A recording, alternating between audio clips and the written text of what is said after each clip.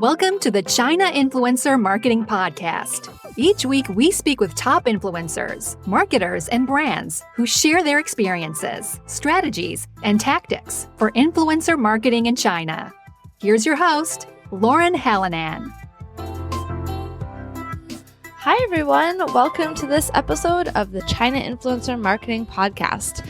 In this episode, we chat with David Gulasi. If you ask people for the most famous foreign influencers in China, David's name would more than likely be a contender. In early 2016, a video he created went viral, and his Weibo account blew up overnight. Since then, he has been consistently putting out content, and he now has over 8 million followers in total across multiple social channels, and has worked with tons of huge brands.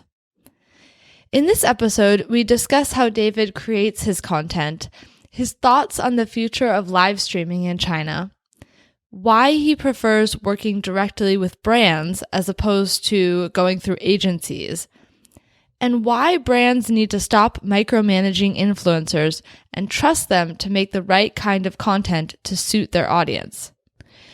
David moved back home to Australia earlier this year, so I was really eager to chat with him and discuss how the move has impacted his career as an influencer in China, and to learn more about his plans for the future.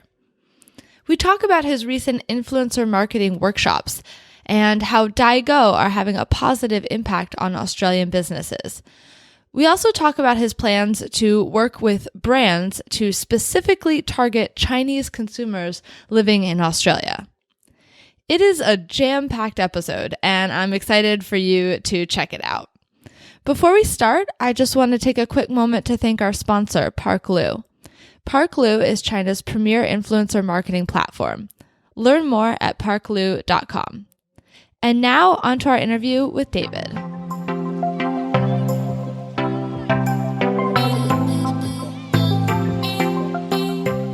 Hi, Dave. Welcome to the China Influencer Marketing Podcast. Really excited to have you on.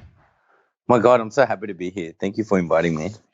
So I know that from following you that you've gone through a huge transition recently, that you lived in China for a really long time, and you've recently moved back to Australia. So why did you move back? Why did you make the big move?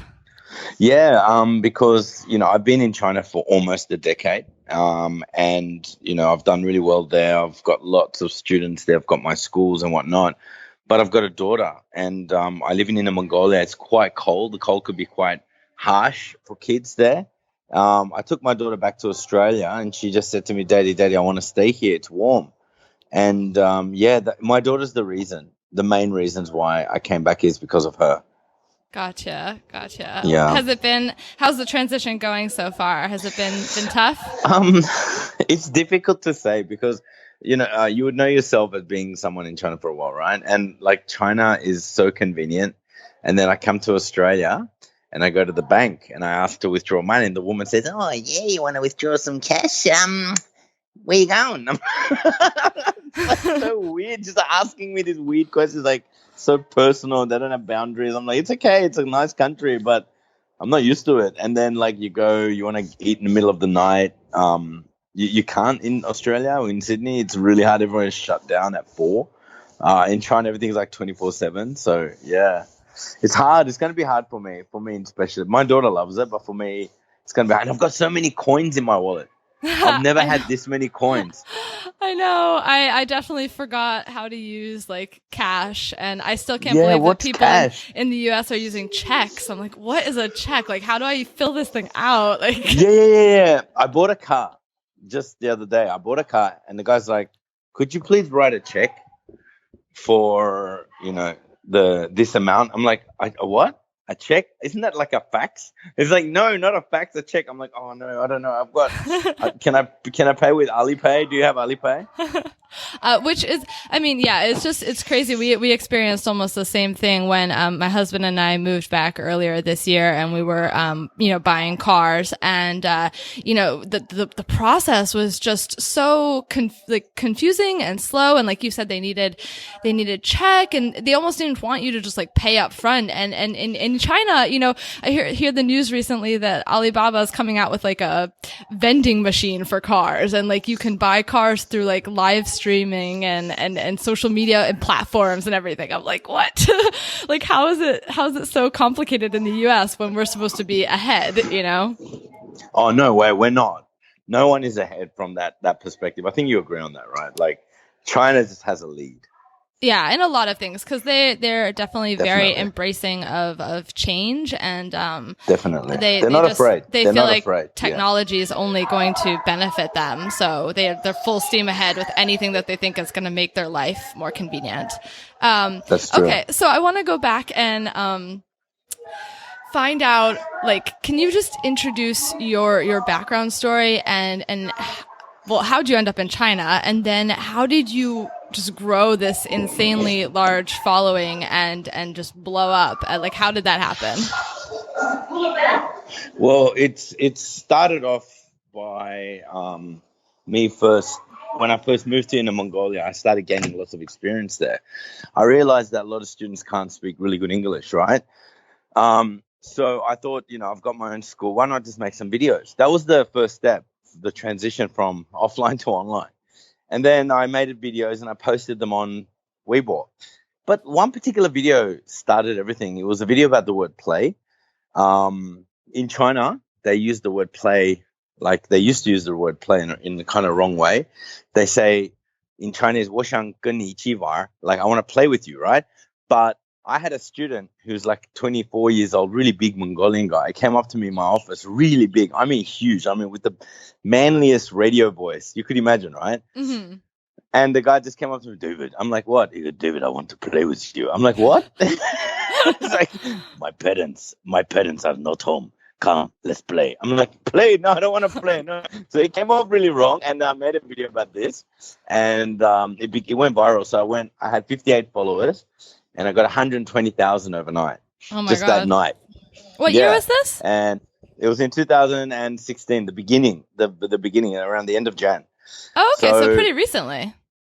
Yeah, 2016. That's when everything kicked off. I started making videos at the end of 2015, but it really just flew at the beginning of 2016. Gotcha. And so I went from there. Then I just kept making content. I just kept generating more and more content. And the more content I made, look, not every video is a hit, obviously, but some are hit and misses. So, I just kept going consistently. But the good thing is every year I've had an average of 10 viral videos.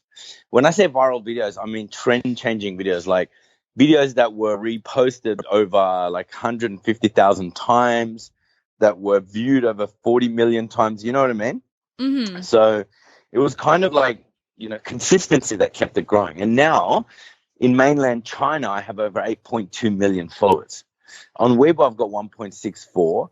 In total that I use for advertisement, I've got about 6.6 up to 7 mil followers. But the other 1.2 million I use as my personal accounts. I don't add on them. So, yeah. Yeah. So what other platforms are you on besides Weibo? Well, Weibo is one. Weibo is where everything kicked off. And my Weibo fans are like the stickiest. They're the most loyal. So you got Miaopai, right? So Weibo, I've got several accounts, not only one. And I've got Miaopai. Have you heard of that? Mm-hmm, and, yeah. I shouldn't ask you. You know this stuff better than me. But our listeners might not. So yeah, Miaopai is like the video sharing platform that then was bought by Weibo, and now it's like integrated with Weibo, but they're still technically two separate entities. Two separate entities, and the fans they do go across sometimes, but most Miaopai fans, the demographic I feel that are much older. Every time I met a fan that knows me from Miaopai, they're like 30, 35 years old business people. I have no idea why. That's probably the demographic for that. So you got Weibo, Miaopai, Meipai. Meipai is more younger targeted demographic. So it's for kids like 12 to 18 and 18 to 25. Yeah. Yeah, it's a video platform. And then the other one is QQ Zone. I have lots of fans on there. My agency runs that for me. So you got Mei Pai, Miao Pai, Weibo. Then you got the Ijibo. So Ijibo is a live platform, and that one's growing really fast. You know that for a fact that live is huge in China. Yeah. Yeah.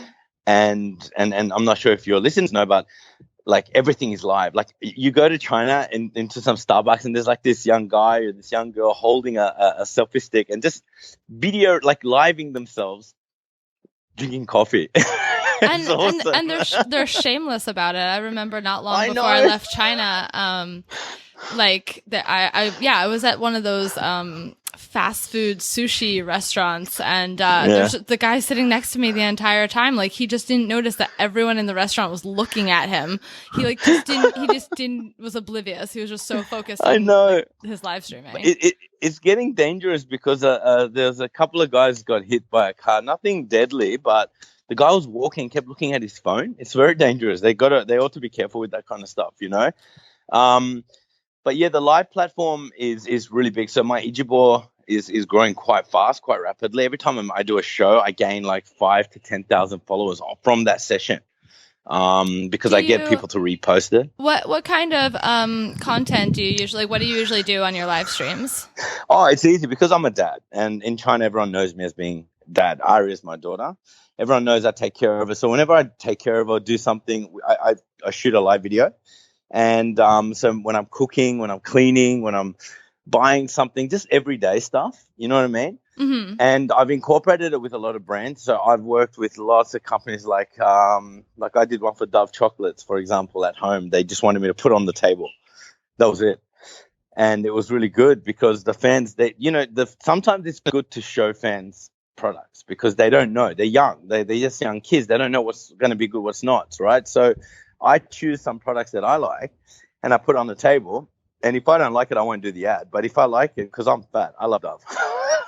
I love chocolate. I'm such a chocolate man, you know.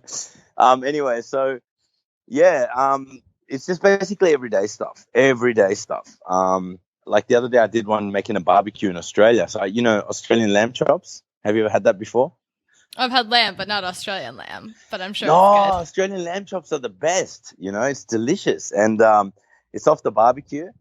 And I made a live show doing it and basically talking to the fans, asking them questions. We had about 1,400 comments. It was not bad. It was pretty good, actually. And we had about 400 to 800,000 views normally for the live shows. We get up to 1 million if it's a hot topic. You know what I mean? Mm-hmm. But yeah, and also if you get like pushed up on the front page there, that really helps a lot too. Yeah, because if you arrange your resources in advance, which I do, but this time I didn't. But you get up to 1 million plus people watching you at the same time, which is pretty cool. Yeah, it's an insane feeling when you have that happening, and you're like really, like, just because it's hard to feel that because it's just you and your phone, and you're just like, really, like it's shocking. But it's cool though, isn't it? It's a nice feeling. It's like all these people watching you. You don't want to disappoint them, but there's kind of a lot of pressure. You know, it's like you got a pimple on your head. How have you? Because I've done some live streaming since being back in the US, and in general the signal is okay. But do you find any issues with signal, like when you're in Australia? Of course, yeah, I do. So, it doesn't last long. So when the session gets a bit choppy, it's usually because you can't rely on the 4G network here. I got to do it with the Wi-Fi. That's a big issue because in China, you could use a 3G network to do a live show. You don't need 4G, right? But in Australia, Wi-Fi works best. So you can't be too far from the router. If you're outside, the signal might die out.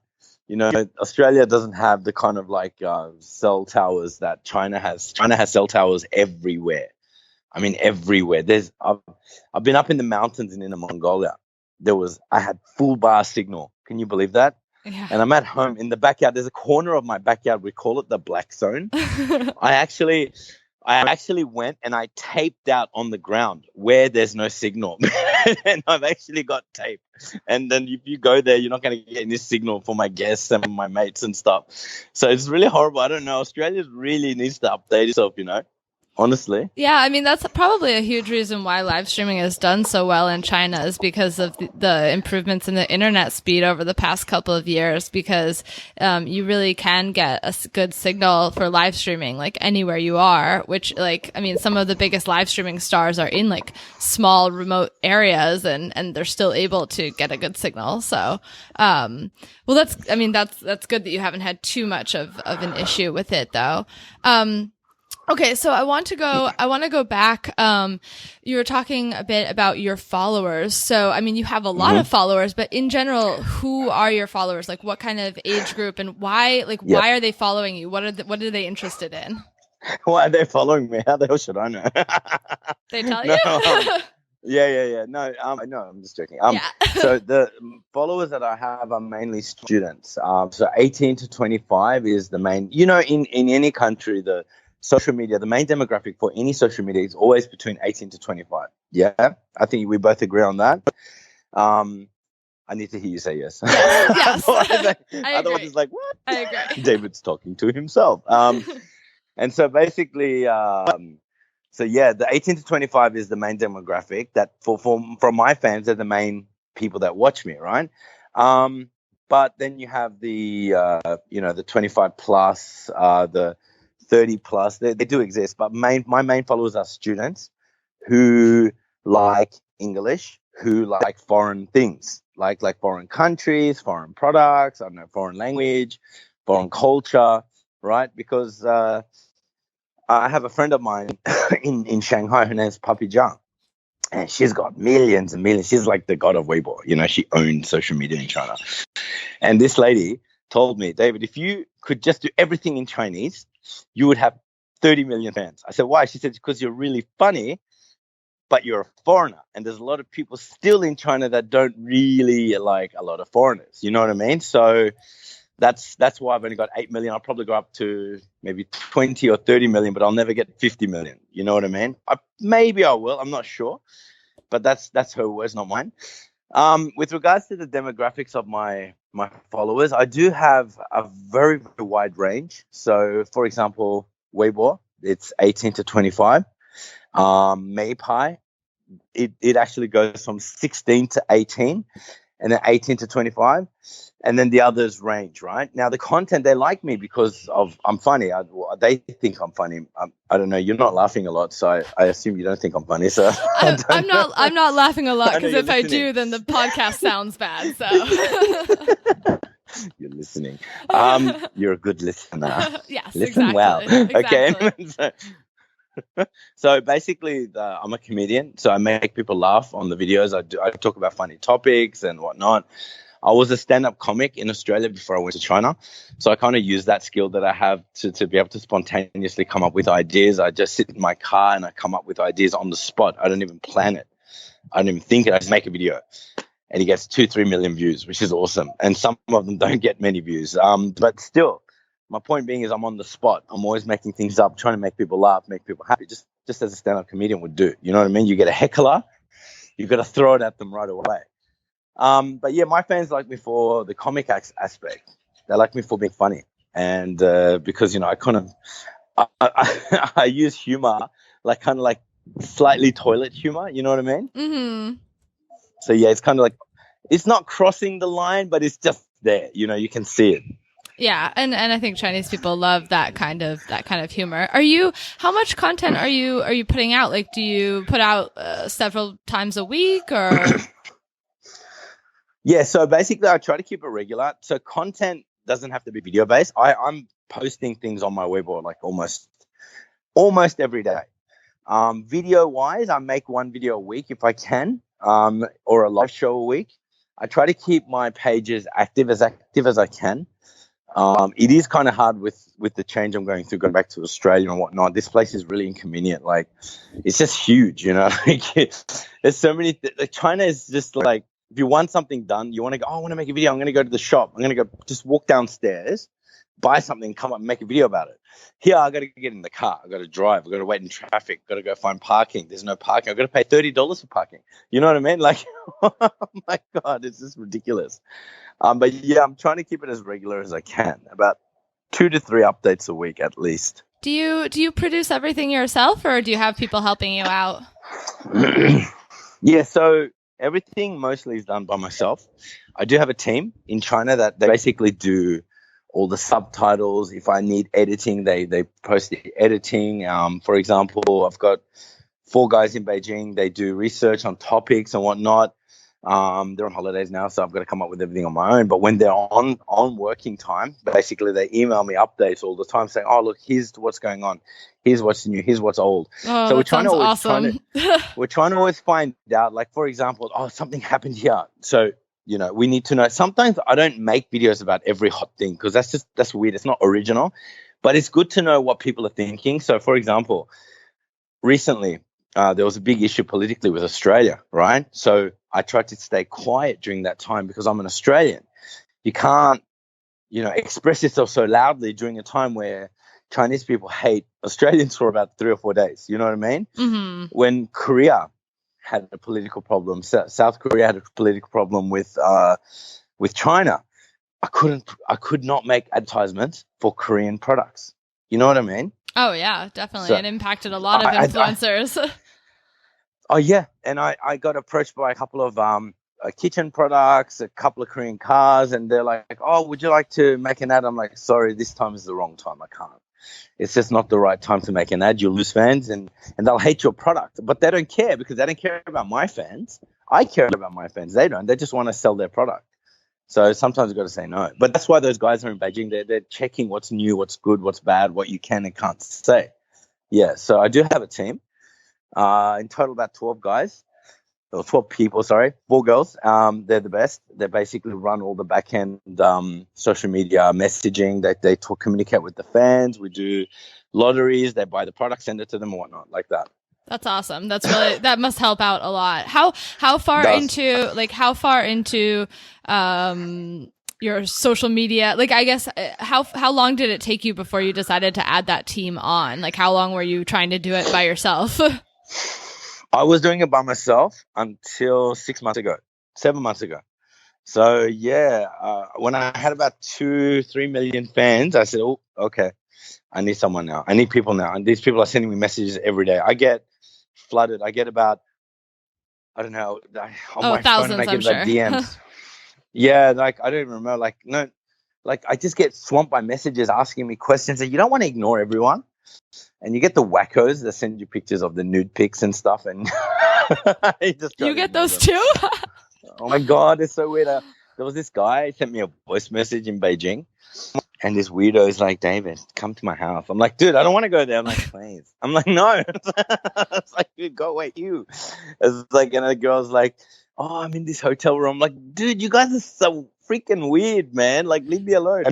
Yeah, I mean, I know from my experience too. It's just like, it's really tough because in China people don't like use email either. So sometimes that you have hundreds of comments, hundreds of messages, and there might be one in there that's from somebody that works for a brand or a platform, and it's important. But then there's all these other ones that are just weird stuff, and so you spend so much time trying to go through it. So I can definitely see how it'd be super helpful to have somebody be able to help you out with that. I know, and you know what's weird? The weird thing is, I'm not like some really good looking guy. I'm just you know what a Teletubby is? You know what that is? A Teletubby. Yeah. So I'm a human version of a Teletubby without the antenna.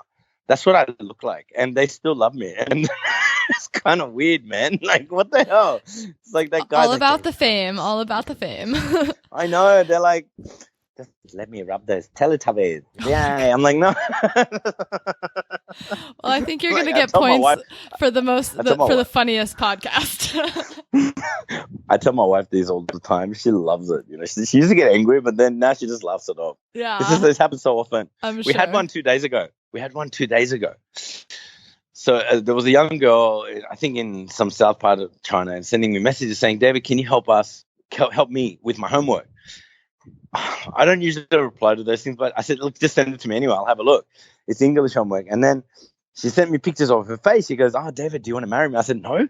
I said, "I'm married." She goes, "Yeah, but you can have 2 wives, right?" I thought foreigners can have 2 wives. I said, "No, who the hell told you that?" She said, "Who the hell told you that?" She said, "Oh, I have this Dubai friend." I'm like, "Dude, he's from Dubai. They can. There's no worries there. But here, no, we can't." It's like, oh. Oh, man. Yeah, some weird things come along with fame too. Not it's not all glamorous.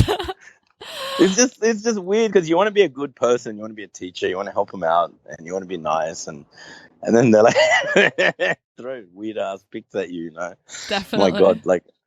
Okay. Yeah. And I did that. I'm doing the Teletubby dance now. Wait, hold on.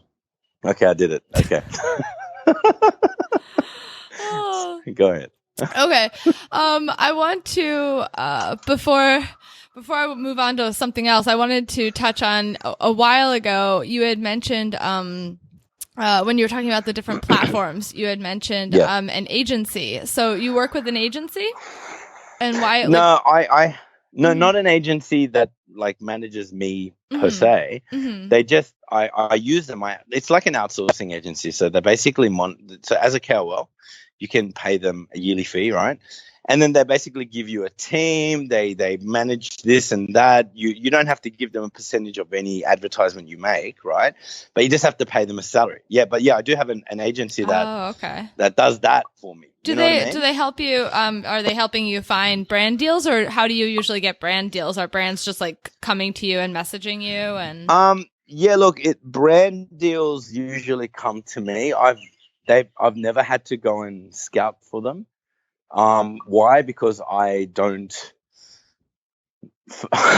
need to scout for them, because they come because I generate content that attracts brands. You know what I mean? Mm-hmm. So every content, every different kind of content I make, I don't do it randomly. I actually do it purposely. So I do them in the cars, and I had lots of car deals coming. I do them in the house. I have lots of household products. I do them in my daughter's toy room.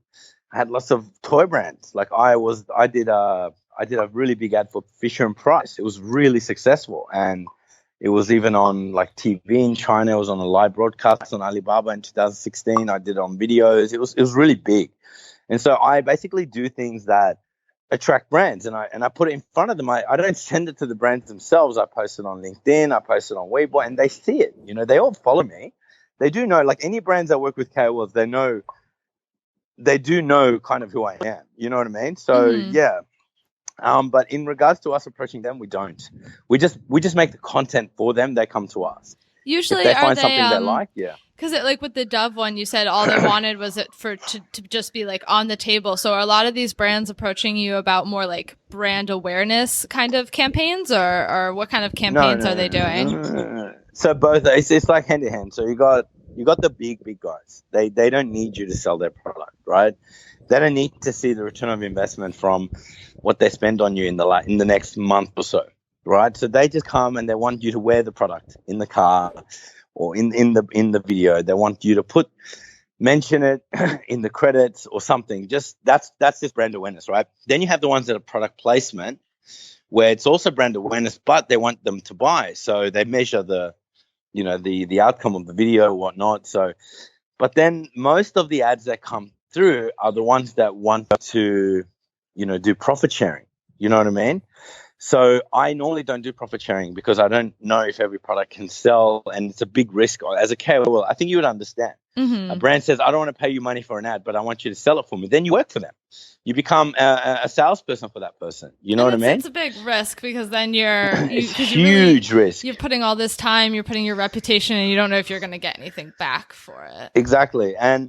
But the thing is, I understand the brand because they don't have the money to pay for a KOL, right? They're not ready. If they do, they're not telling you, but most of them don't. And they want to know if anyone's willing to be taking the risk with them. And sometimes, you know what, I'll do that if I believe in the product, if I think the product's going to sell, if I think it matches my demographic, if I think it helps them. But in most cases, I won't accept the profit sharing because it's just them taking advantage of you, and they just sit down and wait. If you don't sell, they move on to the next KOL. But what happened to you? You've lost fans, you lost credibility, you lost a lot of things. You know what I mean? Definitely. And so I don't accept that most of the time. honestly. But the ones I do accept, the ones I've been doing a lot recently is TV ads in China. I'm not only on, like, I'm not trying to make the shift from online to offline, but I'm trying to, KOLs come and go. Do you agree with that? They come and go. Oh, definitely. I'm still here, which is a good thing. I'm still growing fans, which is a great thing. But the reason for that is because I've been doing a lot of Chinese TV shows.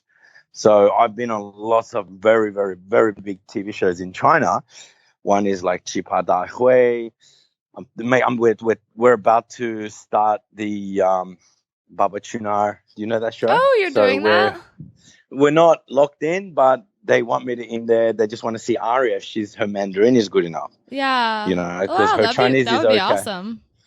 I know. I love that show. I'm such a freaking fan. Like, and anyway, so that was my reaction. So they called me. It's like, David, would you like to be on Baba去哪儿? I'm like, hold on a sec. Yes, it's fine. Yeah, I live in. You should have them. You should have them come to film it in Australia. That'd be even better. My God, that would be so cool. Yeah. Because I know that in the past they've filmed it in like other locations and stuff. Like they've incorporated travel into it and stuff. Yeah, I mean that's really interesting that you're saying that because actually, the first episode of the podcast was with Antoine Bunel, and he's a chef. He's a cooking food KOL. I don't know if you know Antoine, but Antoine is a mate of mine. He's a French guy. He lives in Beijing with his family. Exactly. I've been to his restaurant. And he's my mate. He's gotten a lot of huge success from doing TV shows. You know, his social media, like he has a lot of followers, but he's gotten a lot of his success and his brand deals because I think that just being on TV makes you more of like a public figure, and you're not just online and in the social world. Exactly. That's exactly right. Antoine is a very good friend of mine. And the last time when I first met him, I want to tell you a funny story about him. So he, when we first met, I did a TV show in 2016, the beginning of 2016 when I kicked it off, when I started my, internet celebrity stuff. And I met him on the show called Beijing 电视台. So it's for a Beijing TV show for, I think, Liu Xue, about studying abroad. So the guy sat next to me, turned around and said, hey, where are you from? And I can't do the French accent. And I said, I'm from Australia. And we just clicked. We became mates on the spot. You know that? Like, honestly, we message each other all the time. I know he's doing really well. One thing I like about Antoine is his attitude. You know why he works well on TV? Is because he is a very positive person. You know what I mean? But you have a lot of KOLs trying to go on TV. They're trying to be cool. They're trying to be a rapper.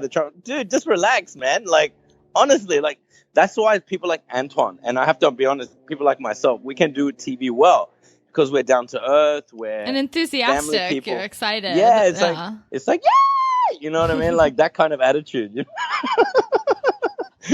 Did I pop a knee drum? I was just thinking about that, the poor listeners, but that's okay. Enthusiasm. Yes. And so, yeah, you're right. Antoine works really well because of his personality. That's what I think. Yeah, well, that's really exciting. So even though you're back in Australia, you're still getting some opportunities to do TVs and commercial and... Yeah, I'm here. It doesn't mean I'm not going back to China. I've got lots of things. I've got my companies there. I've got I've got my fans. I've got my book being released in the next couple of weeks or so. Oh, what's that about?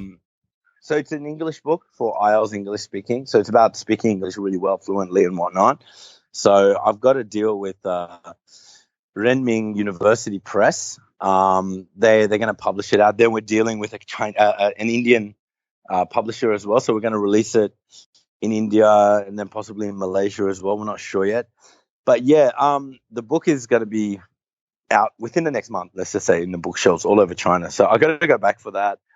I got to do lots of shows, and it's cool. I'm so happy to go back. Oh my god, yay! Yeah, that's I can buy stuff middle of the night. That's really exciting about the book. I haven't heard too many influencers going the book route, so that's definitely unique. Because I'm a teacher. Because I'm a teacher. Like, so I'm an IELTS. I used to be an IELTS examiner for the IELTS exam, IELTS. You know what that is, right? Mm-hmm. Yeah. So that was my main thing in China. And then I became an influencer and people knew me as a teacher. So I kept that reputation going, and I love teaching. I love teaching people how to do things, how to speak English and whatnot. So I spent about a year writing the book, and we finished it. The last 3 months, the editors and the publishers are all going through it and whatnot. They said, David, you can't say this in Chinese. I'm like, okay. And delete a whole chapter. Oh, no. Rewrite. They're like, rewrite. I'm like, okay. And then I had to rewrite everything, and it was awesome. But then, it's finally done. Now the last thing is just the cover, and they want to put a photo of me on top. So basically, there's going to be a Teletubby selling English books in China. How cool is that? Cool.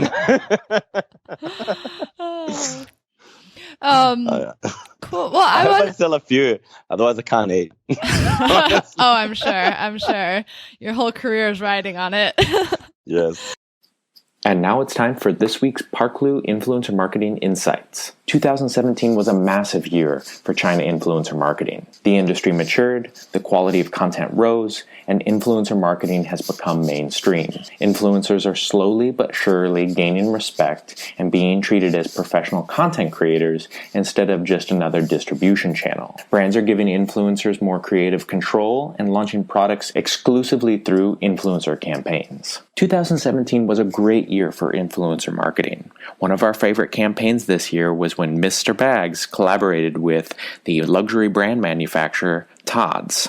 The campaign started off extremely unique, as Tod's gave Mr. Bags the opportunity to design the entire collection he would be selling. So Mr. Bags went back through all of his posts on Weibo and WeChat and found that bags with a blue color had higher rates of engagement, so he designed his entire collection using blue. Mr. Bags also knew that his audience was obsessed with quality. So to ensure them, he went into the manufacturing process and filmed for sharing. It was really genius of Tod's to allow Mr. Bags to become such an intimate part of the product creation and promotion process. And this is why Mr. Bags and Tod's campaign made it to the top 8 in our favorite campaigns for 2017. To learn more about 7 other top campaigns from 2017, visit us at chinainfluencermarketing.com/parklu and enjoy the rest of the podcast. So I was wondering, because you've worked with a lot of brands, it sounds like, and I'm sure there have been a lot of good experiences, but could you share any bad experiences that you had? And you don't need to mention the brand if that makes you feel uncomfortable, okay, sure. But just some things that maybe brands who are looking to work with influencers that they could kind of learn from, what are some bad ways of communicating with influencers, or what could they have done better to make it a better process or better result? Yeah, so look, I'll give you an experience I've had. So the company is quite a large company, but they came to me and said, David, we want you to create content. And I created content. They didn't like the content I made. They said, no, this is not good.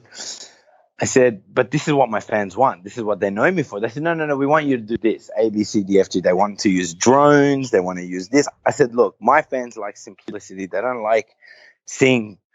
I'm not a 3D character. I'm better 2D, just in front. Don't put stuff around me. They're gonna see the bolt patch. They're gonna see the this and that. They're like, no, it's okay. I said, no. Anyway, so we did it, right? Posted it. My fans loved the content, right, that they posted. But after the first 2 hours, it was like, positive reviews, right?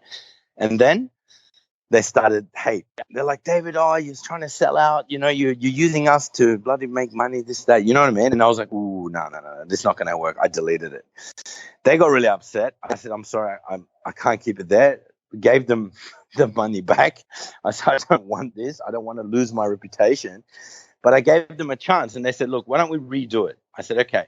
But this time I said, let me do it my way. And then I did it my way. It was amazing, right? It worked so well. We got so many views. We had 4.75 million views from that video, and it's an ad. Can you imagine? All my ads are very low profile, very kind of it's not really in your face. You don't know it's an ad until you see the product. It's funny. And that's what I'm trying to say. So from that, what I learned is trust the influencers. They know their fans. They may not know your product, and you might, as a product as a brand holder, you might know, okay, my product is good for these kinds of people. You should communicate more. They should communicate more with the influencers, because the influencers know exactly what their fans want and don't want to see. And a lot of these brands don't care, and they're like, no, we want the product in their face. No, I think they should respect the influencers and what the influencers want, because they know exactly what their fans want. You know what I mean? Yeah, I mean, the more, oftentimes, at least for me, it's like the more that I see a product being pushed at me, the less I'm going to want to watch the video. Whereas like sometimes I'll just be watching the video and I'll see something in the background and like be interested in it. So I think that there's a lot of brands that they hold on so tightly to how they want people to see their product. Like you said, they're just they're like, you need to shoot it exactly this way so that people think of it this way. Yeah. And you're like, but that's not why you're hiring the influencer. You're hiring the influencer to promote the product in the way that they like the product, the way that they use the product, and the way that their audience might want to use the product. Right. You know, another funny one is I did a commercial for a Chinese book. It was huge. It was a big book. But then during the script process, the publishers wanted me to say that this book is better than Game of Ice and Fire, the Game of Thrones books, right? I said, are you kidding me? I'm not going to make that kind of a lie to my fans. Are you serious? You know, in Chinese, 权力的游戏 means the Game of Thrones, right? So that's the TV show. The book is called Song of Ice and Fire. Yeah. And they're like, no, we want you to say this book is better than that. I said, no, it's lying. I'd never read this book. I said, I'll talk about the book, talk about the character, make it talk about how interesting. They're like, no, we don't care. Otherwise, you're not going to do it. I said, then go away. I don't want to do it, because that is just an upfront lie. I can't make that crap up. You know, come on. Like, honestly, you're an influencer too. You understand. If you go and tell people Game of Thrones suck, are they going to throw crap at you? Of course they will, right? Yeah, they'll see right through you. They're not going to. It's like, what? Yeah. What? And so they followed my way at the end. And like, you know, some of these brands, they don't care about your reputation. They just want their brand across. You know, they don't care. Like, actually, you know what? They don't need to care. But the thing is, as an influencer, I care. And I care a lot about my reputation. I have a very good reputation in China because of the way I treat my fans, the way I do my videos. I don't accept every ad. A lot of brands say, oh, we'll pay this much, do this. I'm like, yeah, no, I'm not selling fungus. Sorry. I don't know how to do it. Like, yeah, I mean, I think that's the problem too, is that like the influencer industry in China has grown so quickly, and there are so many people that are really money hungry, and they'll just take any ad that comes their way, and they do sacrifice like their reputation, because they're like not thinking about the long term. They're just like, ooh, money now, and they don't think about that. Yeah, exactly. And you got to be careful with that. You can't. Yeah, we all need to make a dime. We need to pay the bills, but you can't, not at the risk of your reputation, because once that's gone, you got nothing, you know? And then that's really low, like trying to just take everything you can. I like to filter out the good stuff. So I work with brands that I think I could turn funny, because all my content is funny. It's humorous. So if I can't make a product on a video funny, then I'm not sure how I'm going to do it. You know what I mean? So I'll just say, look, let's go through a creative process, because I can't do this on my own. So I'll go to the brand and I'll say, let's team up on this. If I can't do it on my own, I'll do it with them. You know what I mean? Mm-hmm. So you don't need to have pride. You just want to do the job well.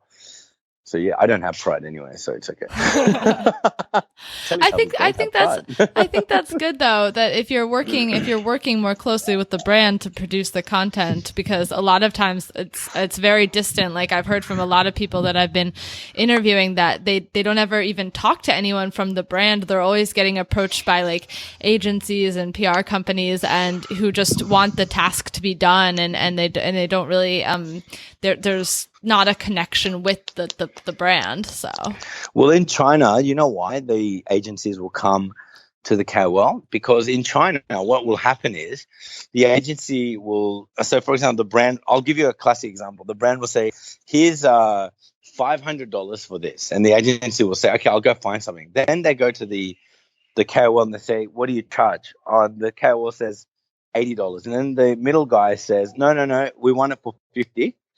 Okay, and so basically the brand then pays the agency $500, and the KOL gets $50, and $450 go into the middle agency's pocket. It happens so much in China, that's why I'm not saying no, but I'm reluctant to work with agencies in China. They just come to you, they get quotes, and they run away and they give it to other people and whatnot. I love working directly with the brands. You know what I mean? And hence why I have my own company, like Huawei Media, right? And I'm not giving a plug to myself because people who are listening, they're listening to me. That's who I am.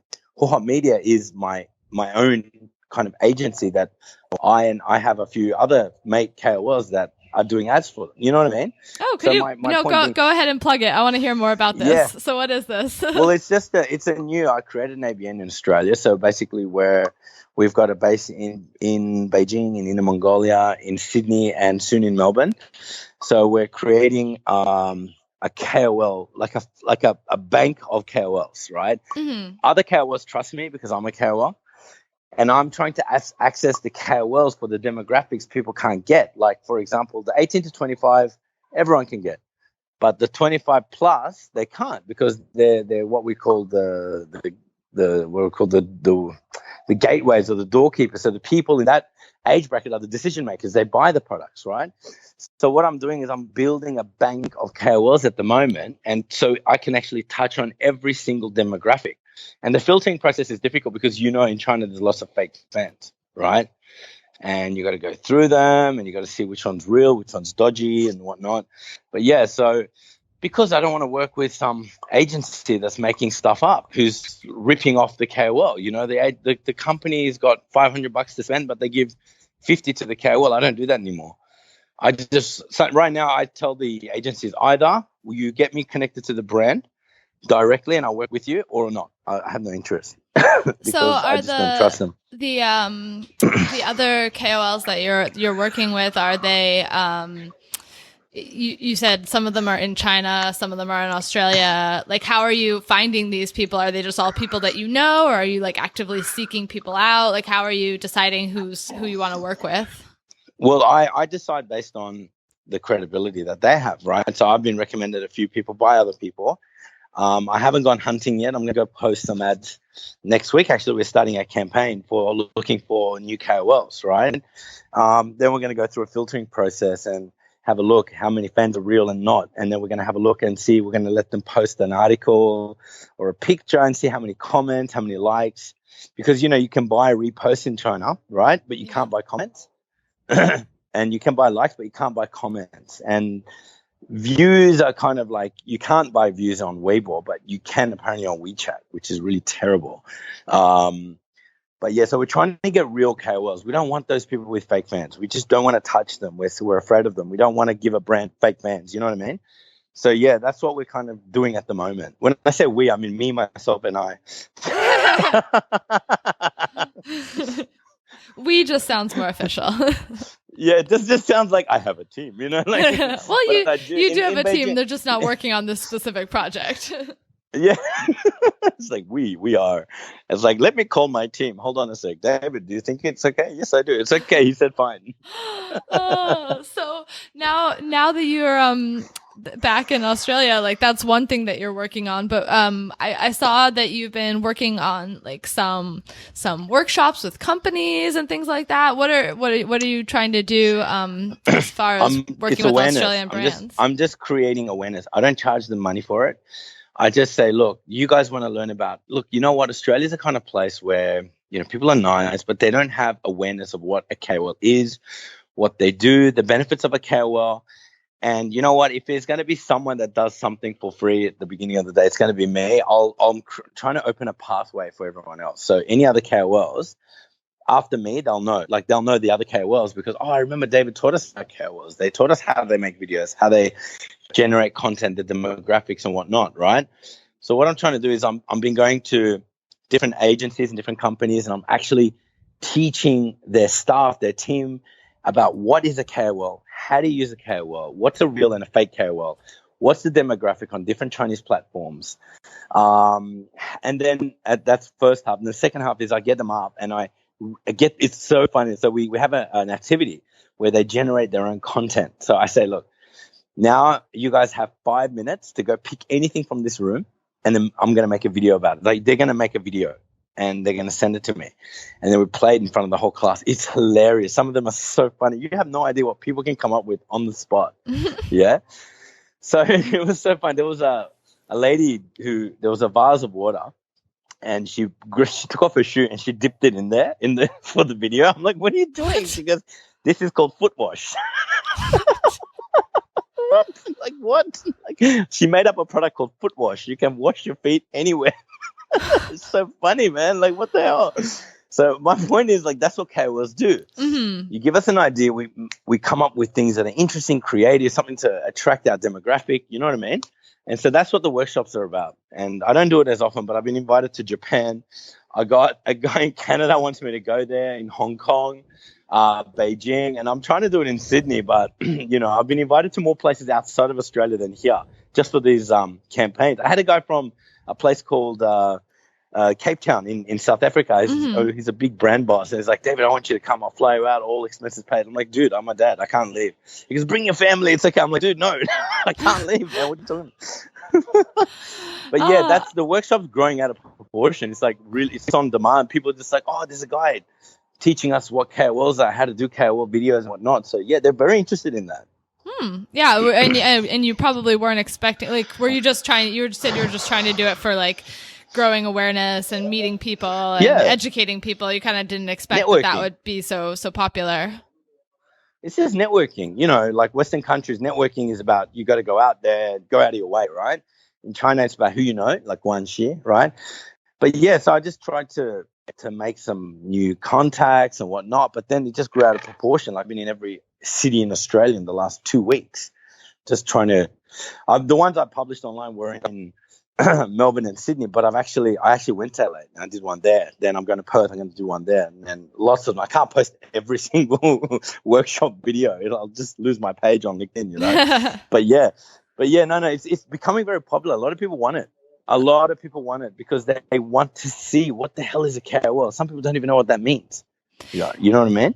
Yeah, definitely. And it's pretty overwhelming, just because China is like a completely different ecosystem than what they know. They know Facebook and Instagram and, all these other social media platforms, and China's just a whole completely different ecosystem that works differently. And so it can be pretty overwhelming for people. And I saw recently that you wrote an article about Daigou, which we covered in a previous episode, and it's actually one of the most popular episodes. It's talking about the Australian Daigou industry, and I would just love to hear your thoughts on the industry. What do you think about Daigou?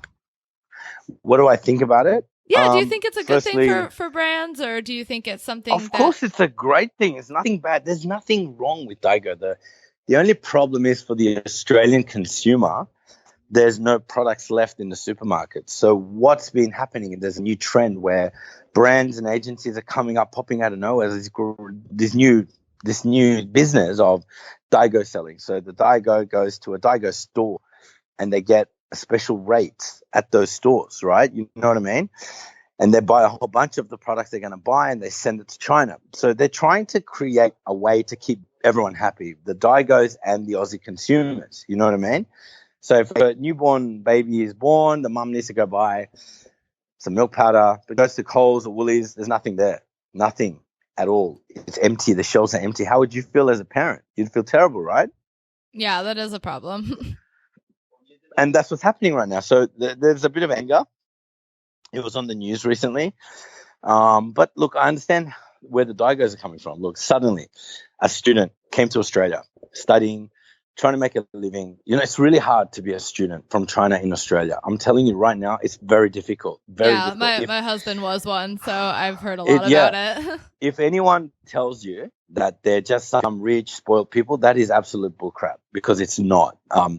They come here, they don't make friends. People are racist towards them. People are rude towards them. They lose the English ability because they're afraid to make friends with white people or black people or any kind of race that's not Chinese, right? Even other Asian races, they stay away from them. They just want to keep things amongst themselves, right? And they just want to survive. Now, here comes an opportunity where I could go to a supermarket and buy 10 tins of milk powder and then sell it for a price and make money for myself. Come on, I would do that. If anyone says they wouldn't do that, they're just lying, upfront lying, because those kids are just trying to survive, right? That's how it began. And what happened is it turned into an industry. So now everyone's doing it, and brands are looking at it and saying, oh, crap, now we've got to drop our prices. We've got to keep everyone happy, blah, blah, blah. But this is a good thing.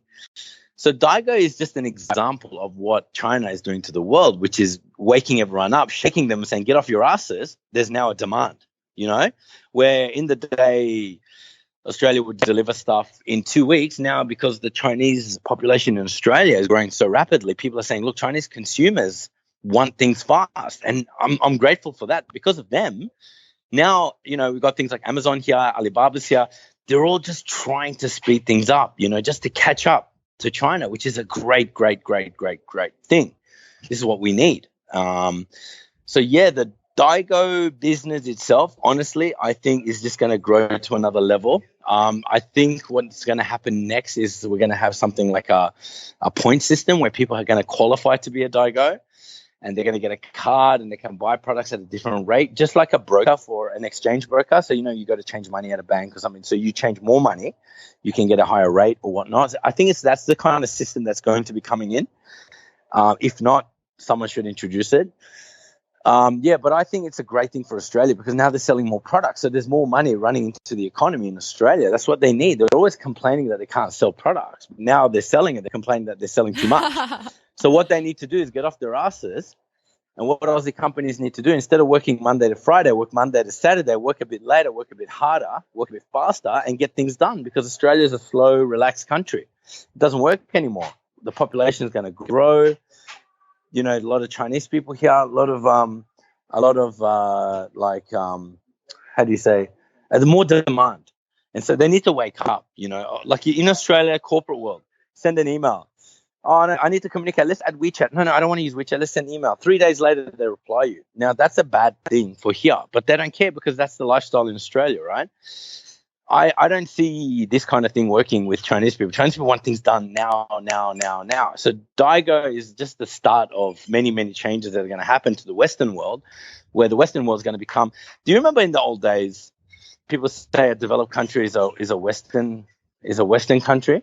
Mm-hmm. That normally they would say that, right? It's the opposite now. A developed country is a country that utilizes Chinese technology, Chinese people, Chinese products. You know what I mean?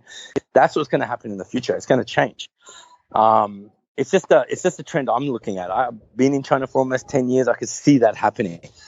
And I think the Daigou thing is a great thing. It's actually a reason for everyone to wake up. It's now people saying, okay, crap, what are we going to do? Look, there's a high demand. So what are we going to do? We have to, supply. It's starting to wake up Australian brands. Yeah, and I think that's a really good thing. They need to do that. It's good, trust me. I think the only time that it's not good is it's maybe not good for the luxury industry, but for other more general products, household products, I think it's a really, really great thing, and it's something that they should be embracing and almost using the Daigou as influencers to help them market and promote their products. Exactly. So yeah. I want to know, just because you have been doing social media for a while, what are some of the changes that you've seen in social media platforms themselves, whether it's Weibo or Meipai or just, live streaming? What are some changes that you've seen in social media in China? Social media used to be about posting videos about cats. You remember that? YouTube, that's how YouTube kicked off, cat videos. It was cats and dogs and cute things. It was the same in China. So now social media is becoming more put a camera in front of my face and KOLs, people talking to the camera, talking to the followers about their opinion about. So I think in China the trend that's happening now is video lengths are becoming shorter, so that they're following the whole Snapchat trend. The quick. Well, I don't know how long it lasts. I think it's a few seconds, isn't it? Snapchat's 30 seconds. Yeah, 15. I don't even know. Like that, yeah. Yeah, so it's becoming that. That's the new trend in China. Everyone just want to watch something quickly. They're becoming less and less patient, right? And they just want something quick, right? But I've noticed something different on my Weibo and my platforms, that people are watching more of my videos now. So I'm not understanding how that works. And in my opinion, the trend is that, people are watching videos for less, like the time is less, but my viewing count has gone up to over, I think it was 2.5 minutes. 3.5 minutes. I've had the average view on my Weibo, right? And that's pretty, like, it used to be only 1.5 minutes. So it went up in the last year or so. So they're either going towards watching longer videos or watching really short videos. They kind of want. Yeah, it's either that. There's no middle. So they're watching minimum 3 minutes now, and or it's only like 5 seconds. You know what I mean? Yeah, going to extremes. That's interesting, because somebody else said something similar. So I guess that's something that a lot of accounts are seeing. Do you think that live streaming is going to continue to be strong? I think government in China is going to put restrictions on live streaming, because there are a lot of crazy things that had happened in China from the live streaming, like people doing dirty stuff on camera, explicit stuff. And there's no way to stop a 14-year-old girl or a boy to watch that, because it's terrible, they have to control that kind of bad content, They're going to monetize that somehow, because what the government in China is doing is they're trying to control what people say on camera. It's the country's rules. You got to respect their rules, right? But people aren't respecting, and there's so many people doing live shows. And until now, I've never seen anyone refuse the live show. So I think it's the government's either going to regulate the people that do the lives, right? And for example, if they smoke on live, they cut them down immediately. But the government can't catch up with that. So they can't. There's just too many of them, too many users. Like, I think it's something like 400 million live shows a year, or I'm not even sure, like something around that number. How do you catch up with that many live broadcasts, right? So the government's trying to restrict that, the Chinese government, I mean. I think the trend's going to be, I don't think live shows are going to stop, right? I think they're going to get bigger and bigger and stronger and stronger. But I do think live shows are going to start to become more, it's not going to be about the content. It's just going to be about follow a person's everyday life. I think the privacy is going to just, privacy of everyone's just gone. People just wake up. There's some guys, they leave the live show on all night while they're sleeping. Did you hear about crazy. that? Yeah. I know. What the hell, man? Like, especially me, like when I sleep, I do weird stuff. I make noises, I don't want people listening to that crap. But yeah, people just leave it online all night. They just put their entire lives on live. It's happening in China now. And that's the kind of trend. People don't want to watch funny, weird content. They just want to see people doing everyday stuff. And, it's just becoming maybe they don't want to be themselves. They want to see themselves in other people, kind of that kind of a weird. Bruce Willis made a movie about that, actually. What was it? Oh my god, it was about the he was an old man. Did you watch that? I'm not sure, I don't think so. No. He goes up, so he goes an old man, but he goes into a machine, and a robot body comes out, and it's basically going to become like that, where people are not living their own lives anymore. They're going to be watching other people's everyday lives, going to work, going to school, going to this, going to that. I think that's going to be a trend on Jibo in the future. That's my opinion. Yeah, that's interesting.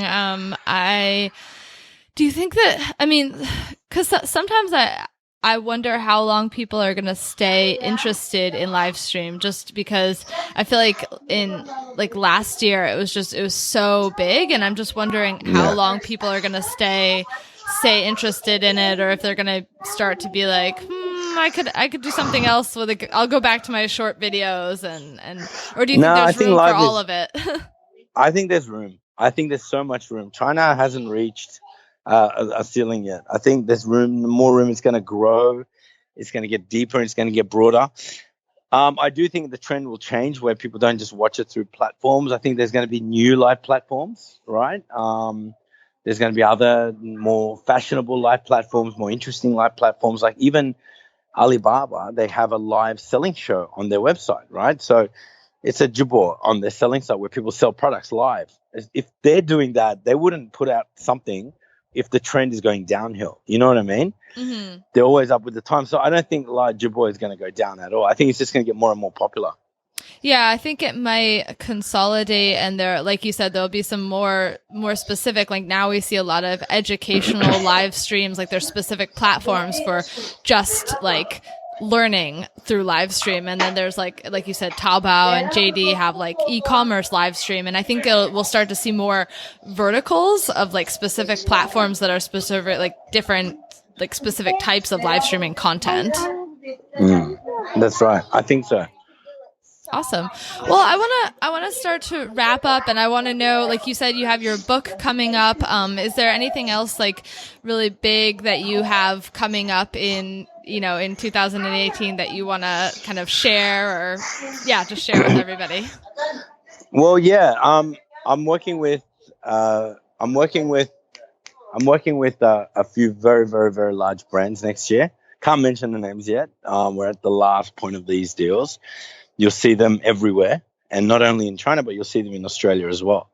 And potentially they'll be everywhere. I mean, like in supermarkets and in, I'm working with a lot of Aussie brands here to attract the Chinese market here. So just recently there was a Chinese chain, a supermarket chain in Melbourne, all over Melbourne. They posted my videos in every single one of their stores. So the guys in the stores are repeating, I think it was like 200 of my videos just every day, back to back, all my videos. And they're just playing it. And a mate of mine sent me pictures. A few other friends sent me pictures like, David, what are you doing here, man? I'm like, I'm not there, dude. That's a video. I'm like, yeah, I know, but do you know that they're posting it? Is that bad? Like, I'm like, no, it's good. It's free advertisement. Why not? Right? So it's like, it's getting out of proportion where it's not only in China, but it's here. I didn't realize I have so many fans here. So 2018, I'm going to be doing a lot of marketing for the Australian Chinese consumers here because they trust me. They know who I am. And a lot of brands are realizing that as well. And they are signing me up. And yeah. So if you're a brand, lie. Yeah, I think that's really great because that's like a niche market. I think a lot of companies, they forget, they're so focused on marketing to the domestic Chinese consumer that they forget how many Chinese people are living in their country. There's so many Chinese people living abroad, and you can take advantage of them right there. And there's so many brands that just forget that, and they're so focused on the domestic market. Yeah. And then there's like 1.3 to 1.5 million Chinese people in Australia.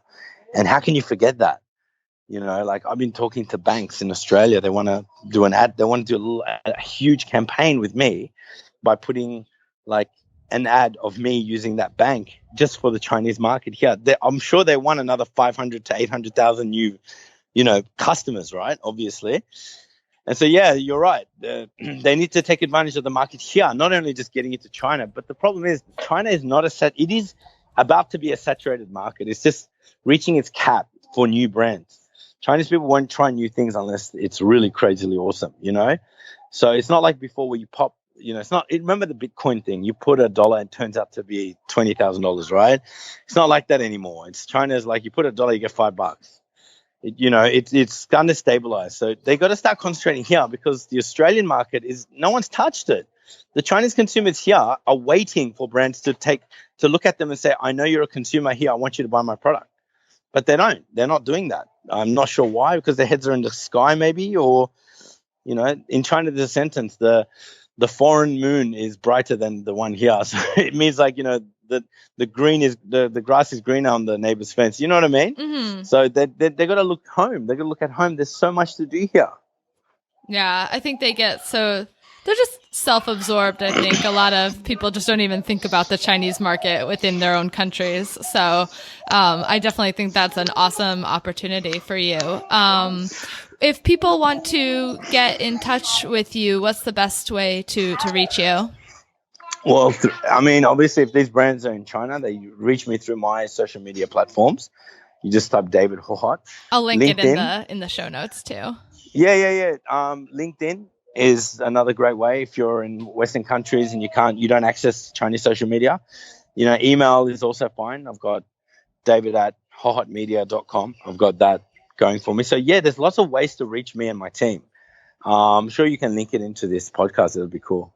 Yeah, I'll definitely include all the links to everything. So we should do content together. You're very interesting. I reckon we could make some funny videos. Yeah, that would be fun. That would be fun. Yeah, that'd be awesome. It's been really awesome to talk to you because I have followed your content for a long time, and it's just as another foreigner who has moved back to their own country, within the past year. I think there's a lot of similarities in what you and I are experiencing and kind of going through, and so it's been really interesting to hear about everything that you've got going on, and I think it's really exciting to see. See what other people are doing after they've moved back home. I know. It's like go back and you miss China, but you also miss home, Yeah. You miss home. It's nice that you've been able to find a way to continue what you were doing in China, and obviously you're going to keep going back and forth and everything. And I just think that's really, really great, really awesome. So thank you so much for coming on the podcast. You're so welcome. Thanks for having me. It was an awesome interview. I felt so honored to be here. Really. Thank you. Hi, everybody. I hope you enjoyed that interview with David. You can find his contact info and social media channels in the show description or in the show notes on ChinaInfluencerMarketing.com. As usual, before you go, I want to share a couple of my key takeaways from this episode. The first one is that in China, it's best for brands to steer away from anything politically sensitive, and influencers need to be careful about that too, especially foreign influencers. Some influencers will use sensitive topics that are trending to help them grow their following, but this can be risky and they have to be careful with that. If they are patriotic, then they might receive a lot of negative attention from Chinese fans. But if they're too pro-China, then people might say that they're brown-nosing and they're just trying to get Chinese people to like them. Sometimes the influencer doesn't have to make content specifically related to the issue in order to get in trouble. For example, this year, China and South Korea have been having political issues, and because of this, Weibo encouraged their influencers to avoid talking about any Korean products whatsoever. The second thing I want to talk about is that good influencers will prioritize their reputation over the opportunity to work with brands, and they will not do anything that will risk their relationship with their followers. Brands should not see this as a hindrance. It actually benefits brands because influencers like this will have loyal, trusting fans. So don't force a style of content on an influencer.